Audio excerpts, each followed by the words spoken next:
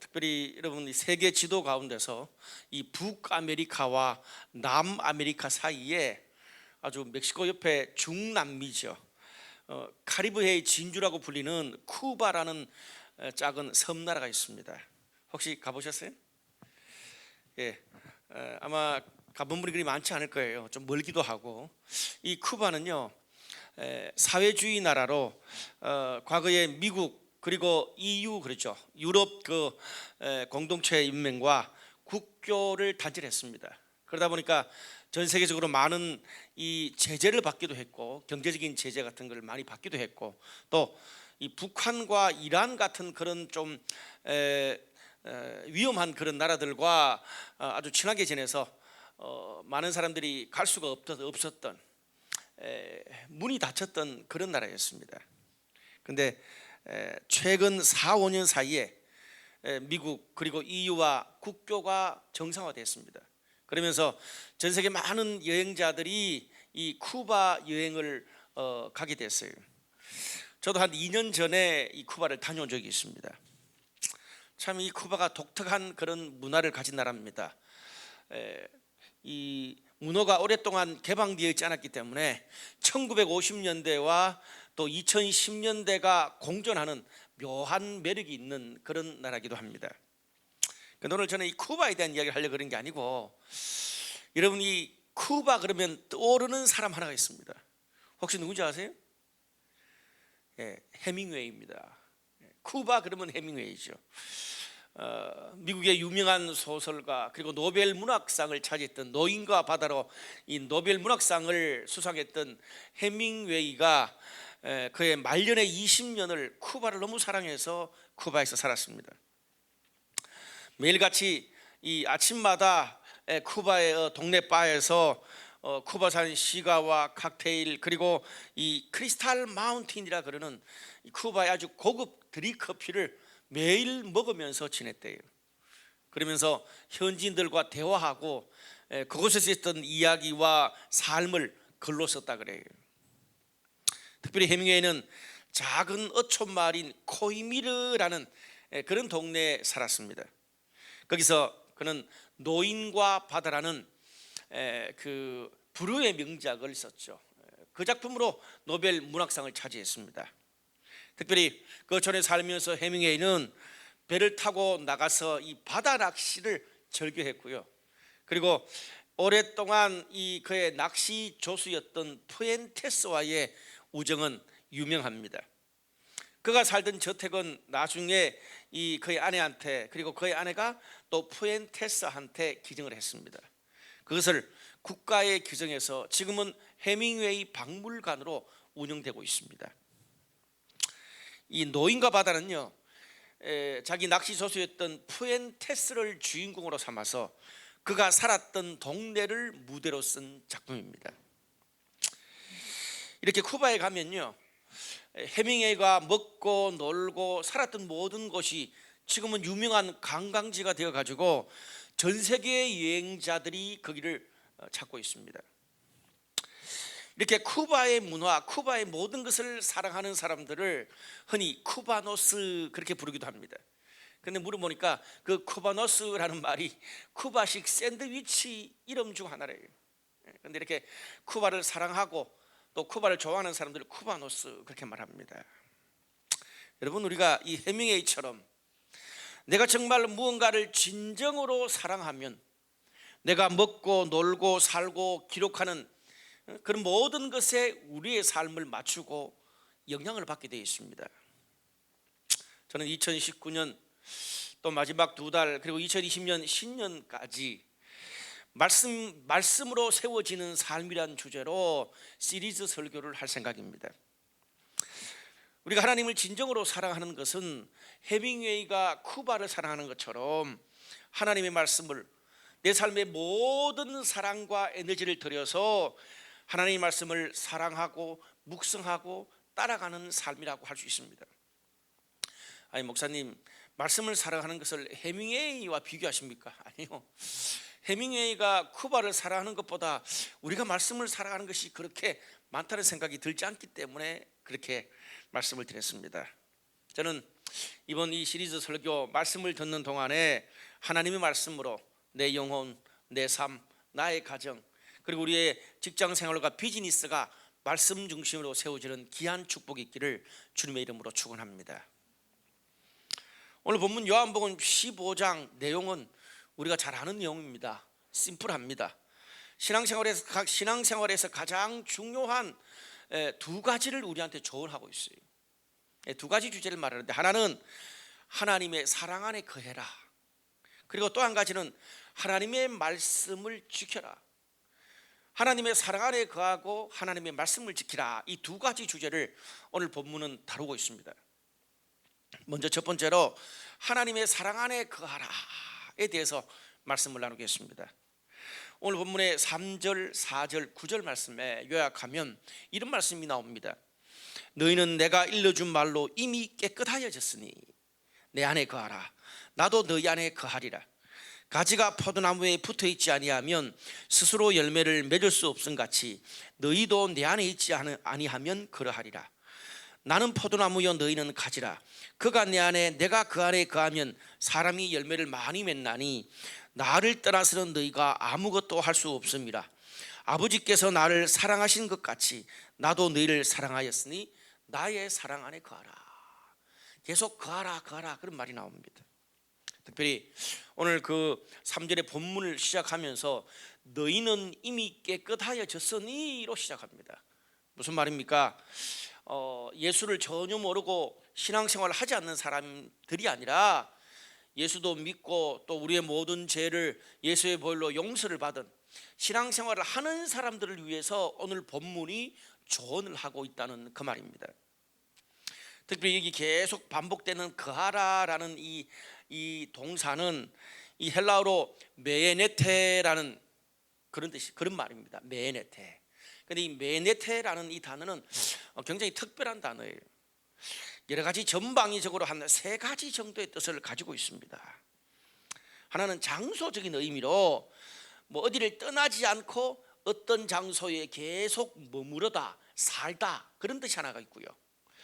그리고 또 이 방향과 관련해서는 내가 어려움이 올 때 흔들리거나 도피하지 않고 변함없이 그대로 지속한다, 그 뜻입니다.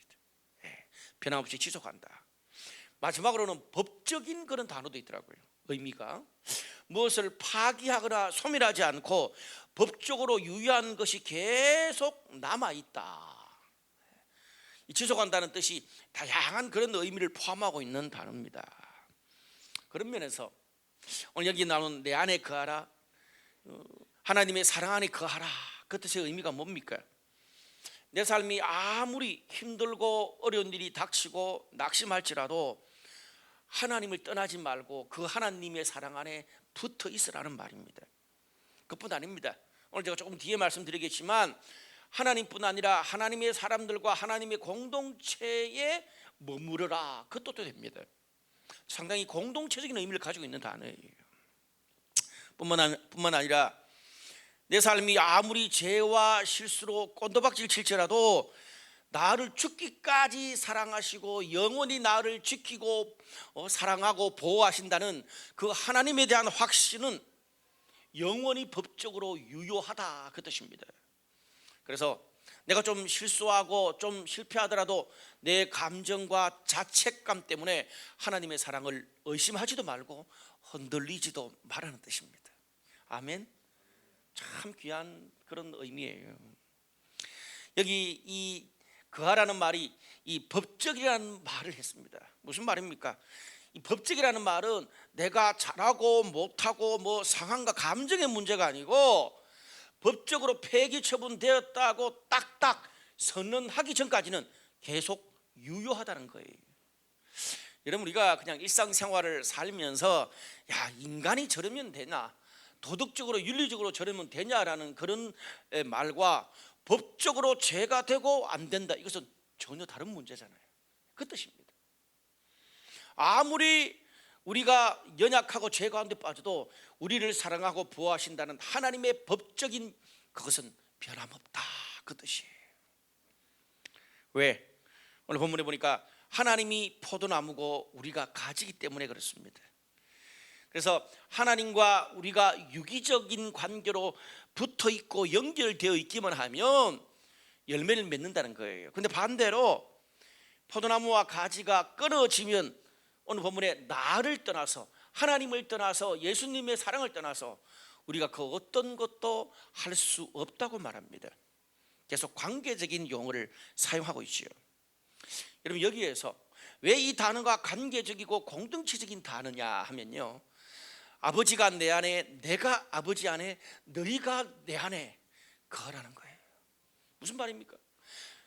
삼일체 하나님 공동체를 이야기해요.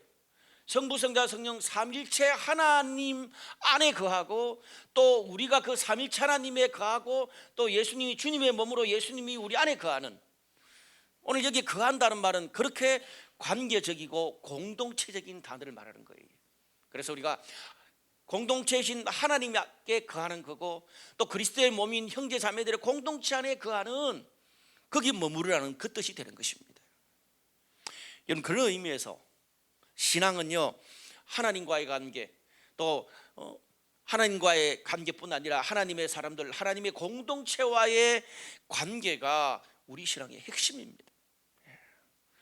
요즘 같은 세상에 인터넷이나 좋은 여러 단체 같은 데 가보면 훌륭한 설교, 유익한 강의, 그리고 다양한 영적 프로그램들이 흘러넘칩니다. 물론 우리가 그런 것들을 듣고 보고 훈련받는 것, 신앙에서 굉장히 여러 가지로 유익이 됩니다. 그런데 오늘 본질적으로 오늘 성경 말씀을 이야기하면 그것이 본질적으로 우리의 신앙을 자라게 하지는 못합니다. 뿐만 아니라 우리의 신앙이요, 어떤 특별한 순간에 하나님마다 잘 되고 막 열정이 충만할 때는 하나님이 내 삶에 역사하시는 것 같고 막 하나님이 살아계시는 것 같아요. 그런데 반대로 여러분, 우리 삶에 늘 장밋빛 같은 길만 있는 게 아니잖아요. 삶에 내리막길이 있을 수도 있고, 열정이 한동안 오랫동안 밋밋해질 때도 있습니다. 그럴 때조차도 하나님의 일하심이 약해지는 것이 아니라는 말입니다. 우리의 삶과 상관없이 하나님이 우리를 향하는 사랑과 보호와 일하심은 똑같아요. 문제는 뭐냐면 내가 자격지심에 빠지고 내가 그것을 실망감 속에서 그 하나님의 사랑을 확신하지 못하는 게 문제라는 겁니다. 그래서 우리가 우리 삶에 잘 되든 못 되든 상관없이 모든 순간에 그 하나님을 얼마나 신뢰하고, 또 나와 함께 기도하고 나와 함께 했던 사람들과 하나님의 공동체를 얼마나 신뢰하고 거기 머무르고 그리고 함께 거기 붙어 있느냐, 그것이 굉장히 신앙생활에서는 중요한 것 같아요. 왜냐하면요, 여러분, 계속 붙어 있으면 서로 영향을 주고받을 수밖에 없어요. 사람은 서로 영향을 주고받기 때문에 내가 충만하고 내가 좀 뭔가 뜨거울 때는 다른 사람을 돕고 그것을 나누면 되잖아요. 근데 또 그렇지 않다 그러면 내가 회복될 때까지 다른 사람들이 함께 또 나를 돕고 기도하고 서로 길을 찾아가면 되는 거거든요. 주고받는 거예요, 신앙은. 근데 문제는 이런 것을 모르는 사람이 없습니다. 우리가 힘든 상황에 닥쳤을 때 하나님께 붙어 있고 공동체와 함께 형제자매와 기도하고 서로 돕고 그렇게 하면서 우리의 그 신앙의 어려움, 여러 가지 인생의 어려움을 함께 회복해 보는 경험이 중요합니다. 그런 경험이 쌓일 때 내 신앙도 굳건해지고, 그리고 내 옆에 있는 사람들과 공동체도 그 사람을 도우면서 회복시키면서 굳건해지는 거예요. 그래서 개인도 공동체도 오늘 본문에 나오는 것처럼 신앙의 열매를 더 많이 맺게 되는 것입니다. 목사는요, 늘 온탕과 냉탕을 반복하는 그런 사람들을 만납니다. 어느 주에는 그냥 막 이렇게 여러 가지 기도 제목으로 집 사서 막 기뻐하는 사람을 보는가 하면, 어느 주에는 전세금을 떼가지고 막 괴로워하고 우는 그런 사람을 만날 때도 있습니다.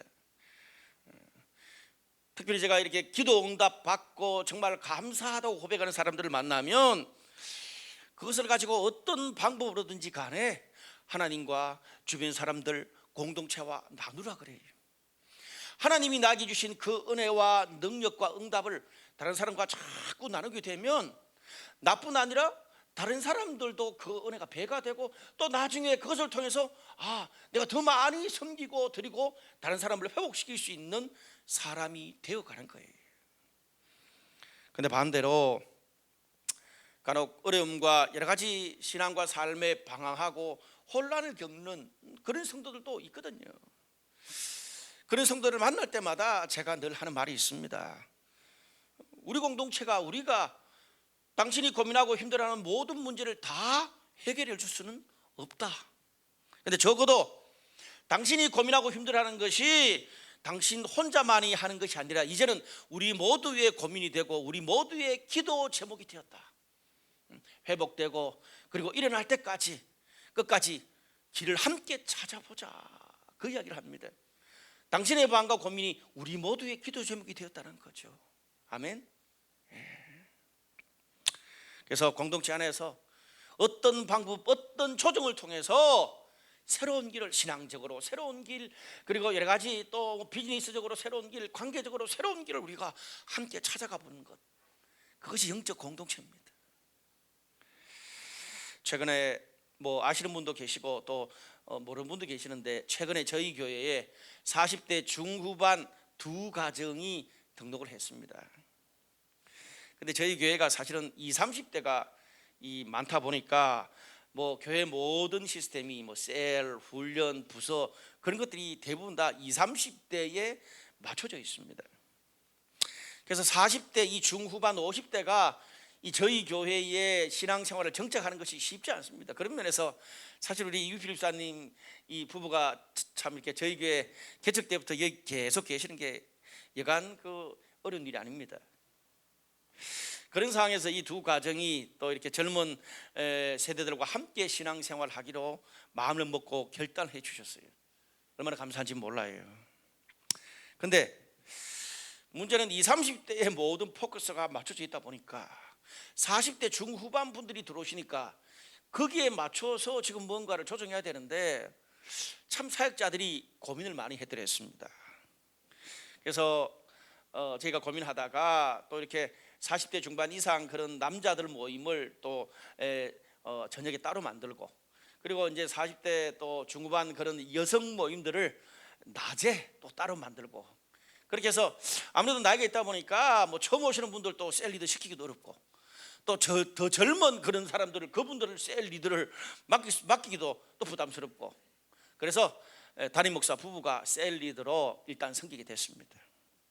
특별히 저희 교회는 이 낮에 있는 그런 여성들을 위한 낮 모임, 훈련 그런 것들이 절대적으로 부족합니다. 그래서 지난 한 달 동안 저희가 이 낮 훈련 프로그램을 좀 개발하고 준비하는데 굉장히 준비를 꽤나 했더랬습니다. 그리고 이번에 오신 그 가정의 그 애가 중학생이에요. 중학생. 저희 교회에 청소년부가 없습니다. 사실 참 아마 오실 때 고민을 좀 많이 했을 것 같아요. 제가 만약에 부모라도 그랬을 것 같아요. 사실 너무나 고민이 되더라고요. 저희 주일학교에 나이 제일 많아봤자 민수거든요. 4학년. 그래서 중학생인데 이제 어떻게 할지는 모르겠더라고요. 저희가 고민을 하는데 감사하게 우리 이성준 목사님 이야기를 들어보니까 그 중학생 아이가 과거에 교회에서 찬양팀을 했답니다. 그냥 저희 찬양팀에 데리고 있으면서 또 그냥 그게 셀 모임으로 하고 여러 가지 일도 시키고 또 그렇게 인턴 시키고 같이 데리고 있으면서 그렇게 잘 케어하겠습니다. 또 찬양팀에서 또 그것을 또 허락해 줬어요. 얼마나 감사한지 몰라요. 오늘 이제 처음 와가지고 여기 막 이렇게 갑자기 대타로 기타를 좀 잡고 이렇게 준비도 같이 해드렸어요. 아마 이렇게 한두 명 청소년들이 정착하면 이제 3년만 되면 민수도 중학생이 되잖아요. 또 이제 다른 분도 또 중학생들 더 올 수 있을 것 같고요. 제가 왜 이런 이야기를 합니까? 목사님이 왜 저분들만 특별히 신경을 많이 쓰는지 모르겠다. 중학생이 온 지 둘째 주 만에 그 찬양 틈을 하냐? 갑자기 없던 낮 훈련이 왜 생기냐? 그런 생각이 들 수 있잖아요. 제가 이런 측면에서 그렇게 했다는 그런 말씀을 드려요. 저는 우리 공동체 안에서 이런 배려와 조정을 통해서 앞으로 우리 블루라이트 교회에 더 많은 40, 50대가 공동체에 정착할 수 있기를 기대합니다. 청소년들도 더 많이 정착할 수 있는 그런 든든한 공동체가 됐으면 좋겠어요. 여러분, 이처럼 개인이나 공동체가 어떤 상황 가운데서도 머리이신 그리스도에게 붙어 있고 또 그리스도의 몸인 공동체에 붙어 있는 것들 우리가 신앙생활에서 계속 추구하고 계속 최선을 다해야 돼요. 이것이 신앙생활에서는 가장 중요한 것 중에 하나라고 믿습니다. 왜냐하면 신앙생활은, 오늘 본문에 근거하면 신앙생활은 일이고 프로그램이기 이전에 서로 함께 주님을 알아가는 관계고 신뢰고 하나가 되어져 가는 과정이 신앙생활입니다. 여러분, 우리가요 주님 안에서 전능하신 하나님 앞에서 우리가 서로 정말 믿고 신뢰하면 다른 모든 것은 서로 기도하면서 한 번도 가보지 않은 그런 길이라도 함께 찾아가면 되는 거예요. 신뢰하면 부족한 것도 함께 넘어갈 수 있지만 서로 신뢰가 없으면 세상에 가장 좋은 모든 것들이 다 있어도 아무런 효력이 없는 것이 신앙생활이고 공동체입니다. 믿음이 중요해요. 서로에 대한. 목사는 이 직업의 특성상 성도들의 희노애락, 그리고 갓난아이부터 시작해서 노인에 이르기까지 성도들의 전 생애를 지켜보게 되는 것이 목사의 직업의 특성입니다.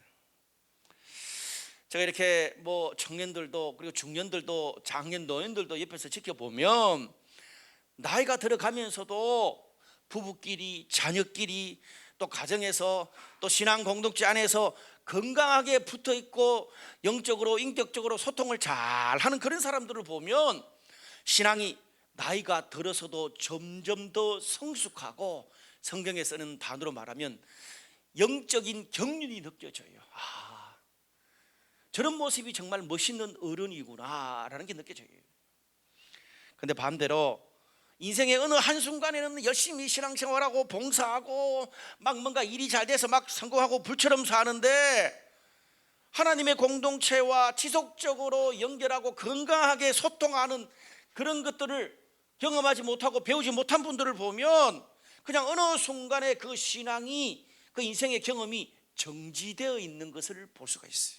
정지되어 있는 것을.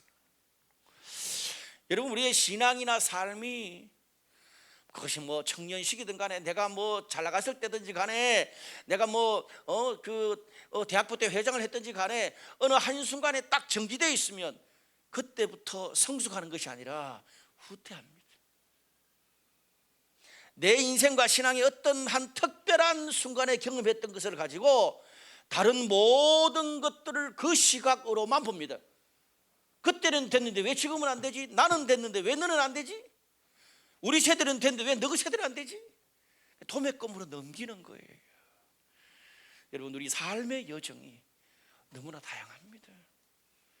그것을 존중하고 인정하는 법이 뭔지를 몰라요. 꼰대가 되는 거죠, 쉽게 말하면. 여러분, 꼰대는요 저희 같은 그 어른들만의 전유물도 아니에요. 요즘 제가 자세히 들여다보면 젊은 꼰대도 굉장히 많이 늘어나는 것 같아. 우리가 영적으로 계속 하나님과 신앙 공동체와 함께 성장하지 않으면 우린 연약하고 죄 많은 인간이기 때문에 나에게 어떤 일정 순간에 있는 것 가지고 다른 모든 사람을 그렇게 판단할 수 있는 거거든요. 우리가 다른 사람 판단하기는 쉬워요. 근데 그 눈으로 나를 50%만 봐도, 50%만 나 자신을 잘 돌아봐도 우리가 정말 건강한 신앙생활을 할 수가 있거든요. 성경에서 우리가 하나님을 안다고 할 때 히브리어로 야다라는 단어입니다. 야다라는 단어. 이 단어는 뭐냐면 남편과 아내, 부부 간에 서로 안다라고 말하는 그럴 때 쓰이는 관계적인 단어, 공동체적인 단어가 이 야다예요. 그런 의미에서 우리의 신앙생활을 조명하면 어떻습니까? 야다. 남편과 아내가 서로를 오랫동안 알아오듯이 그렇게 영적인 관계와 신뢰 안에서 우리가 하나님을 아는 지식도 그리고 하나님의 은혜도 경험해야 된다는 거예요. 나홀로 어떤 집회 가가지고 필요해요. 그런 특식이 필요해요. 근데 그것이 일상이 되면 안 되거든요. 그렇게 서로의 관계와 신뢰 가운데서 나하고 맞는 사람도 있고 안 맞는 사람도 있고 오래 신앙생활 하는 사람도 있고 새로 하는 사람도 있고 그렇게 서로 티격태격 다르지만 공동체 안에서 서로 하나가 되어가는 과정, 그게 신앙이에요. 그리고 그 관계와 신뢰 안에서 서로를 섬기고 봉사하는, 오늘 성경에서 말하는 그런 신앙생활은 하나님과 영적 공동체의 관계와 신뢰 안에서 은혜 받고 훈련 받고 섬기고 봉사하는 것을 이야기합니다. 그게 붙어 있다는 개념이에요. 그렇게 붙어 있을 때 너희가 세월이 가고 그리고 더 여러 가지 인생의 숱한 어려움이 있더라도 더 많은 열매를 맺게 될 것이다. 사랑하는 여러분, 오늘 본문에 나오는 말씀처럼 영적으로 우리 인생 여정 가운데 계속 더 많은 열매를 맺기를 원하십니까? 그리스도와 그리스도의 몸에 지속적으로 붙어 있고 서로 건강하게 소통하는 법을 계속 배워가시기를 축복합니다. 우리 신앙과 삶의 열매가 가득 맺힐 거예요. 두 번째로, 하나님 말씀 안에 거하십시오. 오늘 9절 후반절부터 시작해서 11절까지 말씀 보니까 이런 말씀이 나와요. 나의 사랑 안에 거하라. 내가 아버지의 계명을 지켜 그의 사랑 안에 거하는 것 같이 너희도 내 계명을 지키면 내 사랑 안에 거하리라. 내가 이것을 너희에게 이르면 내 기쁨이 너희 안에 있어 너희 기쁨을 충만하게 하려 합니다.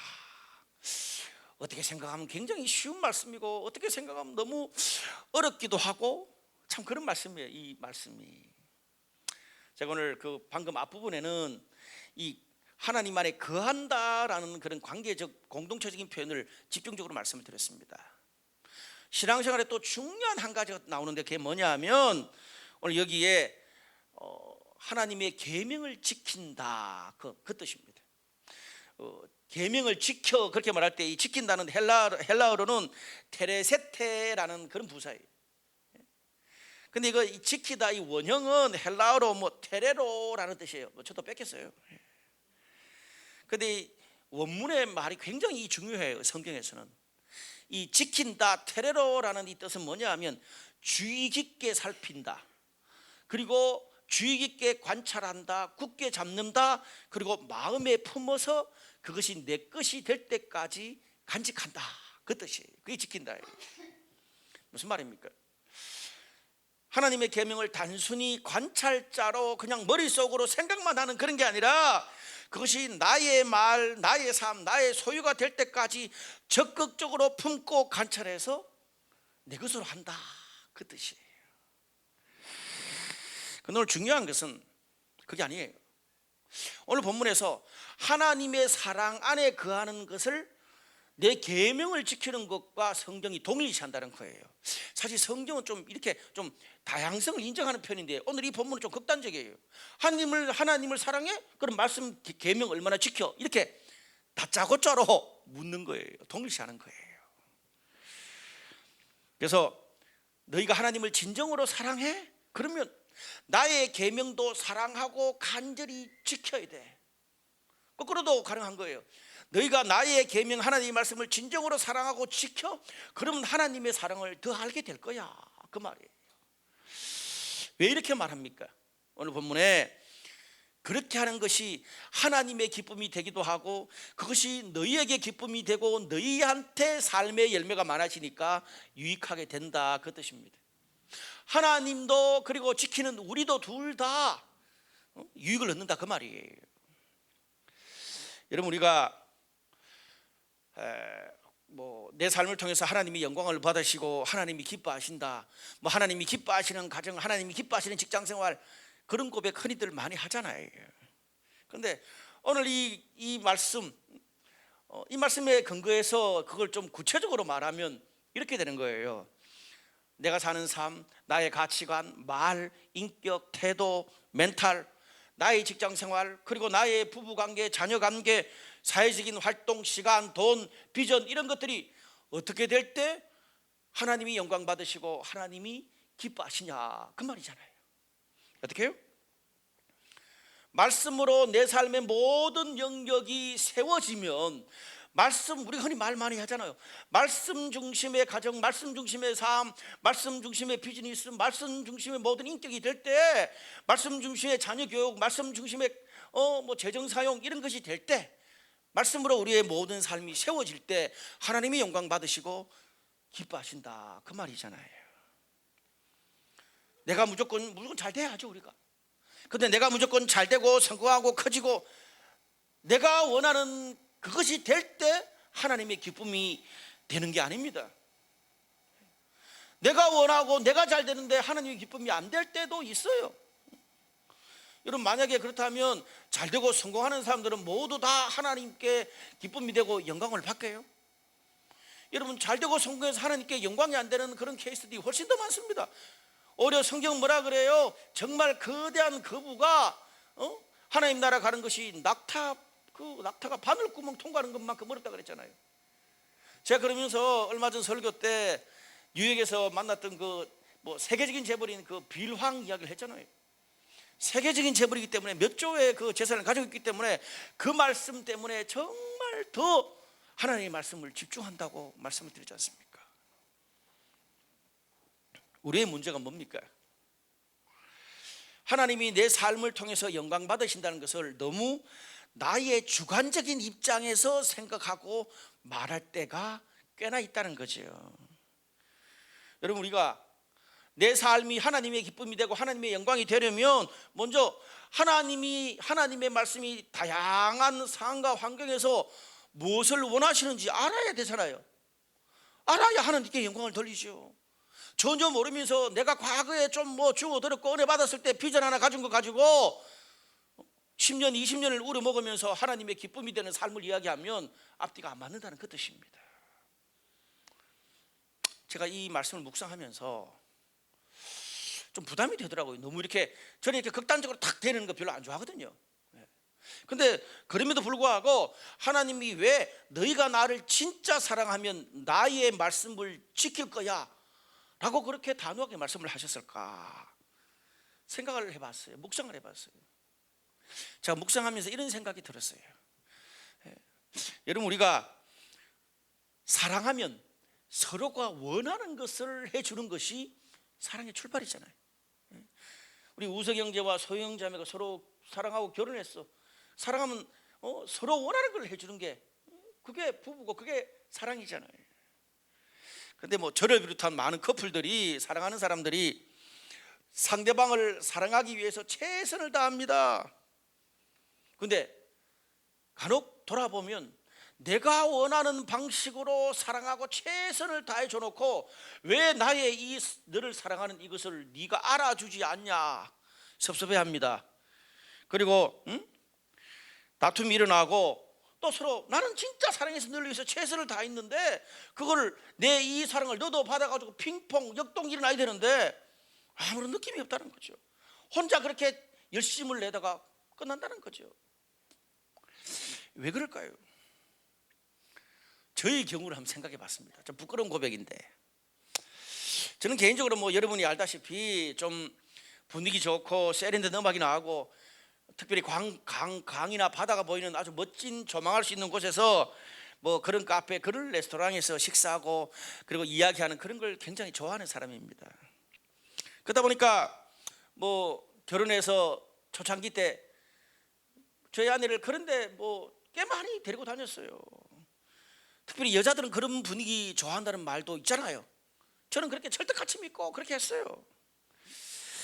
저는 그때까지만 해도 제가 좀 뭔가 분위기가 있는 남자고 또 여자와 소통할 줄 아는 그런 사람이라고 생각했어요. 그럴 수 있잖아요. 그러다가 한 10여 년이 지났습니다. 어느 날 저희 와이프한테 결정적인 카운터 펀치 한 방을 맞았습니다. 주무신 분들 깨세요. 이거 듣고 카운터 펀치 한 방 맞으시고 주무세요. 여보, 나는 당신이 자주 데려간 바다가 보이고 산이 보이는 멋진 그런 카페와 레스토랑 그것도 괜찮아. 근데 그게 아무리 좋아봤자 답답하고 꽉 막힌 공간 아니야. 나는 그것을 그냥 건물 안에서 지켜보는 것보다 산과 바다에 직접 나가서 경험하고 놀고 아웃도어 체험하는 걸 좋아해. 그러면 말하지 이 사람아. 웃더라고요. 여보, 천식 걸렸다고 언덕 하나 올라가는데도 헉헉대고 운전도 내가 대신하고 놀이기구도 못하면서 무슨 산을 타고 행글라이드를 하자 그래? 그래서 내가 12년 동안 가만히 있은 거야, 봐준 거야 그러더라고요. 그때 제가 너무나 부끄럽기도 하고 좀 속된 말로 쪽팔리더라고. 나의 그 10여 년간의 아내를 향한 그 사랑과 배려가 약발이 별로 없는 거야. 내가 10 정도 사랑과 배려를 했다면 아내는 한 2, 3 받은 거야. 소형자매도 그럴 수 있는 거예요, 우리 우세 형제. 근데 거꾸로 몇 년 전에 우리 또 이 워낙 이 스페셜리스트인 허영재 형제가 결혼을 이 아이슬란드에서 했다는 거 아닙니까? 그때 저희 부부가 거기 참석을 해서 제가 주례를 했더랬어요. 이제 결혼식을 마치고 와이프랑 같이 아이슬란드 여행을 했어. 운전을 하고 가면서 계속 여보 너무 좋아, 여보 너무 좋아, 저기 봐. 제가 볼 때는 별거 없어요. 시커먼 바위, 시커먼 이끼, 뭐 그러고 뭐 별거 없어. 자기는 자연과학도니까 막 너무 좋다는 거야. 이게 태고의 자연이래. 뭐 태고의 자연인지 뭔지 모르겠지만 잘 모르겠어. 너무 좋다는 거야. 제가 저희 집사람과 같이 여행을 늦게 나가봤는데 지존이야. 그까지는 저도 참았어. 근데 이제 그렇게 쭉 여행을 하다가 늦은 한 3시에서 4시 사이쯤 됐을 거라. 국립공원인데 그 국립공원을 차가 지나가는데 비가요 억수같이 폭풍 바로 직전 정도의 비가 와. 그러고 해가 없어. 어둑어둑해. 국립공원인데 완전 그냥 이렇게 쭉 지나가는데 그냥 야산이 쭉 있는데 연기가 막 올라와. 거기 서재. 그 섰어. 운전을 자기가 하니까 서자 그러면 서야지. 그 섰어요. 서가지고 그 들어가 보재. 굉장히 무섭더라고. 제가 겁이 좀 많거든. 들어갔는데 막 잔디가 이건 뭐라고 해야 되나, 늪 같은 그런 느낌 있잖아요. 시커멓고 희한해.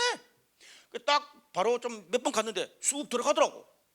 아니 이거 빠져 죽나 싶은데 무슨 남자가 급이 그래 많냐고 막 좀 더 올라가. 김이 막 모락모락 나오고 있고 막 이 태고의 자연 하나님이 살아계시는 걸 느끼지 않냐고 막 죽겠더라고요. 더 못 가겠어. 아니 자연과학을 전공한 자기한테는 하나님의 살아계시는 그런 거지만 역사를 전공한 저한테는 주라기 공원이야. 그때 제가 알았어요. 서로 사랑하면 서로가 원하는 것을 해줘야 되는구나. 서로가 원하는 것을 해주는 게 이렇게 힘들구나 생각을 했어요. 하나님도 그 마음이에요. 하나님도.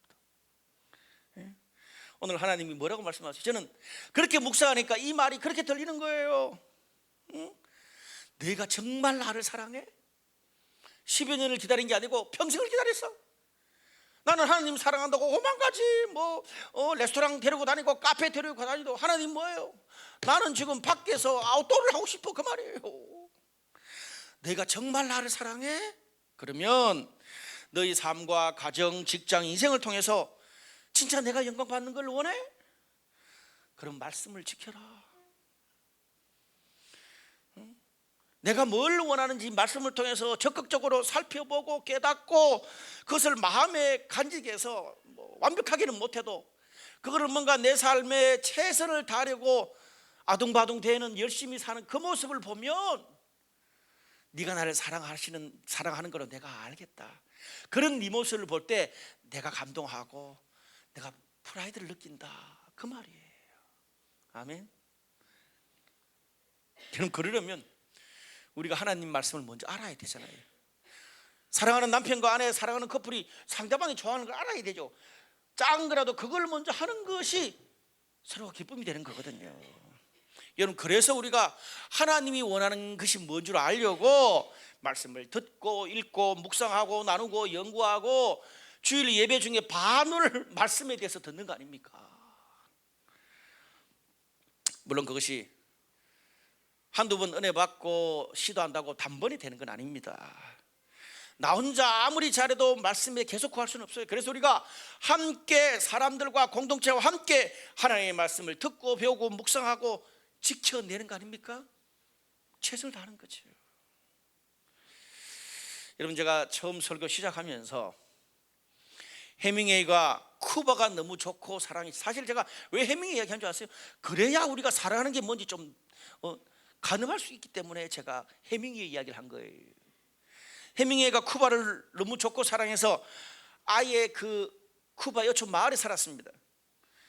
해밍웨이가요, 고국인 미국보다 쿠바에 더 오래 살았어요. 거의 뭐 이렇게 뭐 전쟁이 나서 타지에 살았거든요. 그리고 거의 매일 동네 바에 가서 죽치고 앉아서 쿠바산 술, 시거, 커피를 마셨대요. 또 쿠바가 너무 좋아서 쿠바의 바다에서 친구들과 낚시를 하고요, 자기가 살았던 그 일상을 책으로 쓰고 자기 집을 아내와 친구한테까지 물려주고 세상을 떠나서도 쿠바노스로 그가 살았던 삶을 다른 사람들에게 소개하곤 하는 그런 인생이 됐잖아요. 여러분, 우리가 하나님이 너무 좋고 하나님이 너무 사랑스러우면 어떻습니까? 하나님의 말씀을 듣고 묵상하고 배우는 곳에 그냥 찾아다니지 않겠어요? 그게 사랑하는 거잖아요. 근데 그 하나님의 말씀을 듣고 묵상하는 곳을 찾아가는데 너무 힘들다. 그럼 어떻게 말해야 돼? 매일마다 내가 사랑하는 그 하나님 말씀하셨으니까 그 하나님의 말씀을 묵상하고 읽고, 내가 좋아하는 취미, 특기, 먹고 놀고 직장생활하고 비즈니스 하는 거기에 그 하나님의 말씀을 자꾸 끌어들이고 싶지 않겠어요? 끌어들이고 싶을 거예요.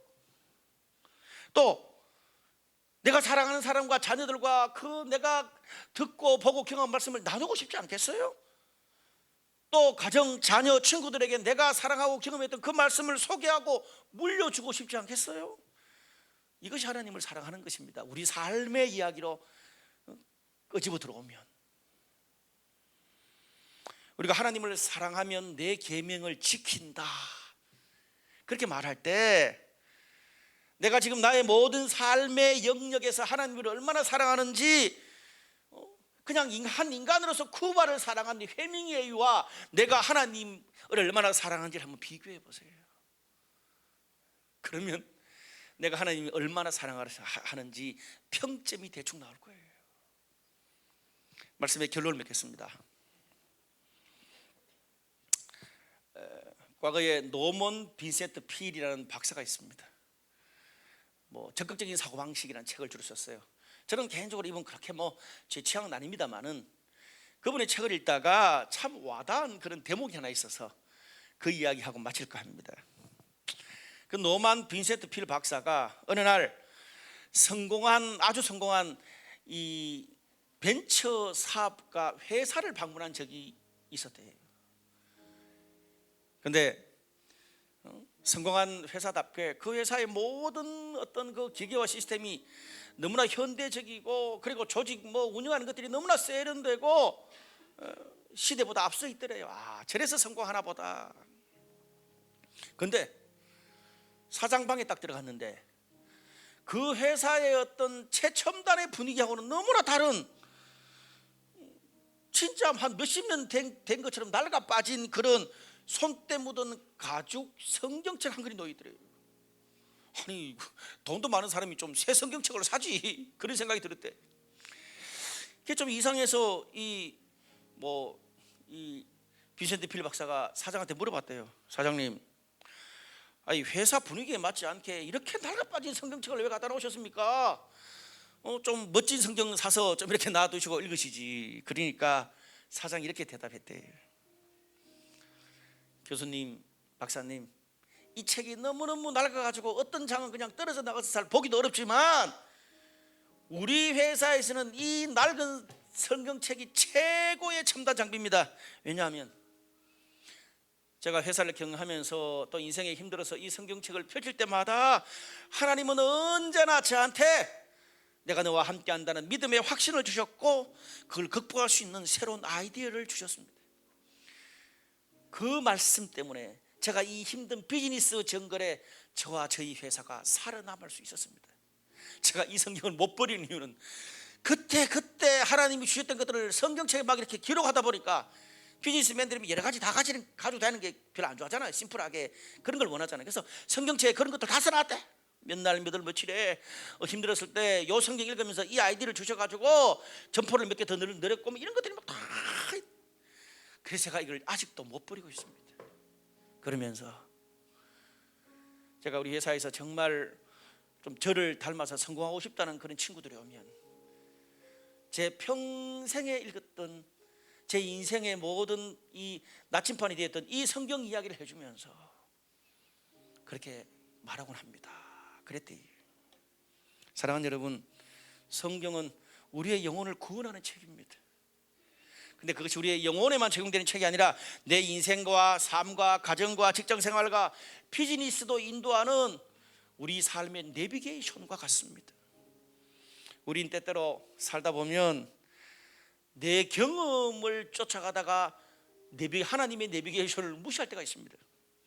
또 운전 중에 딴 생각을 하다 보면 그 내비게이션 안내 음성을 못 듣고 잘못된 길로 가서 낭패를 당하고 헤매고 그냥 너무 많은 시간을 허비하고 돌아올 때도 있습니다.